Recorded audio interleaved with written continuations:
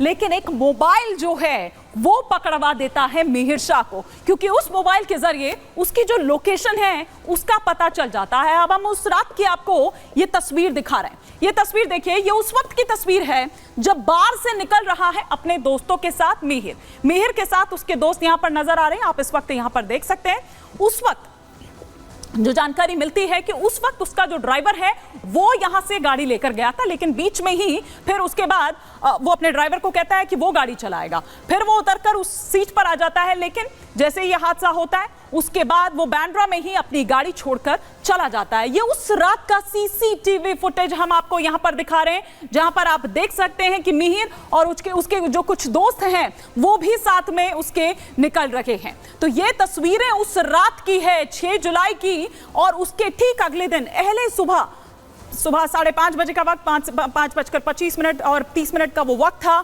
जब दरअसल ये पूरी घटना जो है, ये पूरा हादसा जो है वो पेश आता है। तो ये उस रात का, उस एक रात पहले का 6 जुलाई का ये हम आपको ये तस्वीर यहां पर दिखा रखे हैं। लेकिन अब आइए हम आपको यहां पर सिलसिलेवार तरीके से जो कुछ और जानकारी है वो यहां पर फटाफट से देते हैं जो इस केस से जुड़ी हुई है। हम ये भी बताएंगे आपको कि किस तरह से इस पर आप देखिए कि जो विपक्ष है वो सवाल उठा रहा था। ये अलग बात है कि मुख्यमंत्री ने उनको वो जवाब दे दिया है, लेकिन अब कुछ और जानकारी जो यहां पर आपको देनी जरूरी है।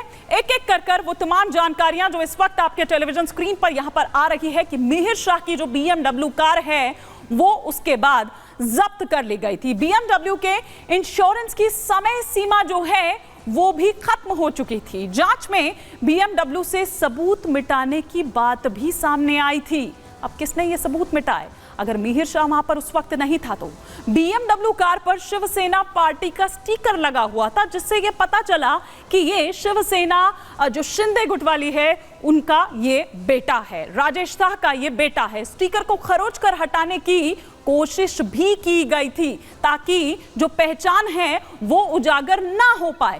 कार की एक नंबर प्लेट भी हटा दी गई थी। सीसीटीवी फुटेज से BMW के मालिक का पता चला था, और इसके बाद BMW कार का मालिक मिहिर का पिता यानी कि राजेश था, वो भी उसके बाद फरार हो गया। या फिर ये आरोप लगने लगे कि क्या आपने रसूख का जो फायदा है वो यहां पर उठाने की कोशिश क्या राजेश शाह कर रहे हैं। इस तरह के जो सवाल हैं वो फिर उसके बाद उठने लगे, और विपक्ष इस तरह के तमाम सवाल उठा भी यहां पर रहा था। लेकिन कई खुलासे जो और हुए हैं वो भी सिलसिलेवार तरीके से आपको बताते हैं। मुंबई के हिट एंड रन मामले में मुंबई पुलिस ने एक और बड़ा खुलासा किया था।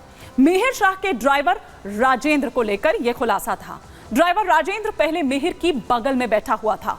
हादसे के बाद मिहिर राजेंद्र की सीट पर आ गया, जबकि ड्राइवर राजेंद्र जो ड्राइवर वाली सीट है उस पर जाकर बैठ गया। मतलब ये कि जो गाड़ी है वो ड्राइवर चला रहा था, और यही अभी तक मिहिर भी कहता हुआ नजर आ रहा था जब तक उसने ये कबूल नहीं किया था। जैसे ही कबूल करता है वैसे ही फिर उसकी गिरफ्तारी कल हो जाती है। फिर राजेंद्र ने कार बैक की, नीचे गिरी कावेरी को कुचला, जिसके बाद मिहिर और राजेंद्र BMW लेकर फरार हो गए थे। तो कुछ इस तरह से ये पूरा जो हादसा है, ये पूरा जो वाकया है वो दरअसल पेश आया था। तो ये हमने आपको बताया कि किस तरह से कई खुलासे जो खुद पुलिस भी यहां पर करती हुई नजर आती है, पुलिस भी इन खुलासों को यहां पर करती हुई नजर आती है। लेकिन हिट एंड रन मामले की अगर बात करें, आपको याद होगा हमने 1 जुलाई को आपको वो तस्वीर दिखाई थी, आपको वो तमाम जानकारियां भी दी थी कि किस तरह से 1 जुलाई से अंग्रेजों के ज़माने के जो कानून है वो बदल रहे हैं, और अंग्रेजों के ज़माने के कानून जब बदल रहे हैं तो वो और ज़्यादा टेंशन भी यहाँ पर बढ़ा रहे हैं, क्योंकि वो और ज़्यादा सख्त होते हुए नजर आ रहे हैं। ये तो फिलहाल हम वो तस्वीर आपको दिखा रहे हैं जब मिहिर का ड्राइवर जिसको लेकर यहां पर आया गया था। ये देखिए, ये तस्वीरें हम उस वक्त की आपको यहां पर दिखा रहे हैं जब थाने में उसको लाया गया था। ये उस वक्त की तस्वीरें, राजेंद्र इसका नाम है जो मिहिर शाह का ड्राइवर है, और इसी को लेकर जो सवाल है, जो खुलासा है वो पुलिस ने यहां पर किया था। हमारे सहयोगी इस वक्त हमारे साथ जुड़ गए हैं, हम जरा उनका भी यहां पर रुख करेंगे। संदीप इस वक्त मुझे बताया जा रहा है कि हमारे साथ जुड़ गए हैं। पहले तो हम यहां पर उनसे समझने की कोशिश करते हैं कि अब आगे हम क्या देखें, पुलिस अब क्या कुछ करेगी, वो सीन रिक्रिएट करने की कोशिश होगी, क्या कुछ किया जाएगा। संदीप, पहले तो इस पर बात करेंगे। देखिए, आज मिहिर को जो है वो कोर्ट में पेश किया गया, जिसमें पुलिस ने ये कहा कि जिस प्रकार से नंबर प्लेट गाड़ी का निकाला गया और वो नंबर प्लेट अभी भी गायब है, उसे ढूंढने का जो है वो प्रयास पुलिस कर रही है और यही कारण है कि वो मिहिर की कस्टडी चाहती है। और तमाम आर्ग्यूमेंट्स के बाद देखिए विरोध भी हुआ, डिफेंस ने इस बात का विरोध किया कि पिछले 24 घंटे से ड्राइवर और मिहिर जो है वो पुलिस की कस्टडी में थे। कन्फ्रंटेशन का वक्त जो है 24 घंटे काफ़ी होता है, बावजूद इसके पुलिस जो है वो चाह रही थी कि ड्राइवर और मिहिर को दोबारा से कन्फ्रंट किया जाए, जिसका विरोध जो है वो डिफेंस ने किया है यहाँ पर। लेकिन निश्चित रूप से आगे जो देखने वाली बात ये होगी कि किस प्रकार से जो है वो गाड़ी का नंबर प्लेट जो है वो गायब किया गया था, कहाँ किस जगह पे, कहीं उसे डंप किया गया है या कहीं गाड़ा गया है या कहाँ फेंका गया है, ये तमाम ऐसी जानकारियां हैं जो पुलिस निकालना चाहेगी। इसके अलावा वो कौन कौन से ऐसे लोग थे जिसने मिहिर की मदद की। देखिए, आपको बता दें कि बताया ये जा रहा है कि तमाम घटनाक्रम होने के बाद BMW गाड़ी जो है वो बांद्रा इलाके में जो है वो छोड़ करके मिहिर फरार हो गया था, जिसके बाद राजेश शाह वहां पहुंचे और एक टोविंग वैन बुलाई गई थी, बाकायदा उस गाड़ी को गायब करने की प्लानिंग जो है वो की जा रही थी। तो क्या इसके पीछे कोई और साजिश थी, कोई और बड़े लोग थे इसमें शामिल? और जिस प्रकार से और जिसकी बात आप जो है वो बताया जा रहा है कि यही सवाल विपक्ष इसीलिए उठा रहा था, विपक्ष उठा रहा था। लेकिन जिस तरह से अलग अलग लेवल पर एक्शन देखा जा रहा है, या जो खुद मुख्यमंत्री एक्शन लेते हुए नजर आए, जिस तरह से उपनेता पद से हटा दिया राजेश शाह को, आपको लग रहा है कि उसका भी जवाब दे दिया? वो राजनीतिक रोटियां जो सेकने की कोशिश कर रहे थे उसका भी जवाब दे दिया?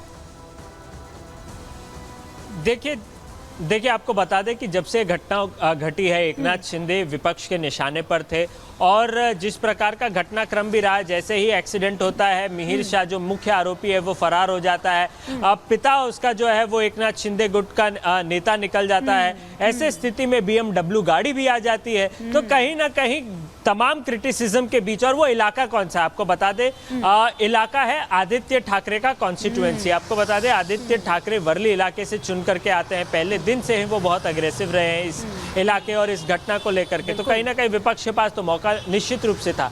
तो तमाम कार्रवाइयों के बीच आपको बता दें कि पहले कल जो है स्टेट एक्साइज डिपार्टमेंट ने बार पर ताला लगा दिया, आज इलीगल कंस्ट्रक्शन जो था बार का उसके ऊपर तोड़क कार्रवाई, बुलडोजर कार्रवाई जो है वो कर दी गई। इसके अलावा आज जो है वो राजेश शाह को जो है पद से हटा दिया गया। तो कहीं ना कहीं कॉलर पे लगे दाग को छुड़ाने का प्रयास जो है वो एकनाथ शिंदे की शिवसेना जो है यहाँ कर रही है। लेकिन कॉलर पर लगे जो दाग हैं उनको छुड़ाने का कहीं ना कहीं प्रयास किया जा रहा है।